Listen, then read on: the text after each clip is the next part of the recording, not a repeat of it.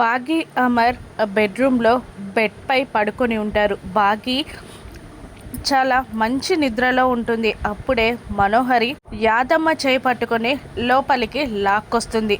అమర్ని నిద్రపోతున్న బాగీని కోపంగా చూస్తూ ఉంటుంది మనోహరి. అలా ఏమీ చేయకుండా నిలబడిన మనోహరిని యాదమ్మ ఇలా అంటుంటుంది, ఏదో ఒకటి చేయి మనోహరి, లేదంటే మనం బ్రతకడం కష్టం అని అనేస్తుంది యాదమ్మ.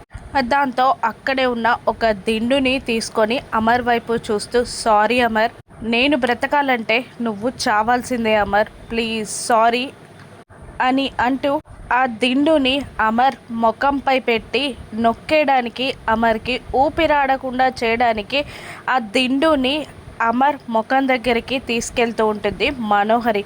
బాగి ఆదమర్చి నిద్రపోతుంది. తన మంగళసూత్రం పచ్చగా మెరుస్తూ ఉంటుంది. అలా అమర్ ముఖంపై మనోహరి దిండు పెట్టి చంపే ప్రయత్నం చేస్తూ ఉండగా గుళ్ళో గంటలు మోగుతూ ఉంటాయి. పరమేశ్వరుడు, నందీశ్వరుడు ఉగ్రరూపం దాల్చినట్టు, ప్రకృతి ఉగ్రరూపం దాల్చినట్టు అనిపిస్తూ ఉంటుంది.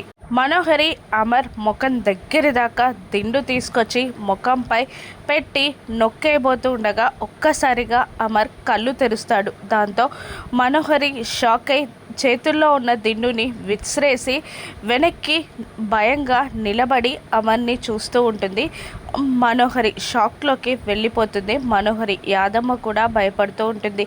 అమర్ కళ్ళు తెరిచి మనోహరిని కోపంగా చూస్తూ ఉంటాడు. ఇంతకీ ఏం జరిగినట్టు? అమరే కళ్ళు తెరిచాడా, లేదంటే అరుంధతి అమర్ ప్రాణాలు కాపాడడానికి తనలో ప్రవేశించిందా? అమర్కి గతం గుర్తుందా? ఇప్పుడు మనుని అమర్ ఏం చేస్తాడు, ఏం జరుగుతుందో నెక్స్ట్ ఎపిసోడ్లో చూద్దాం. Thank you for watching.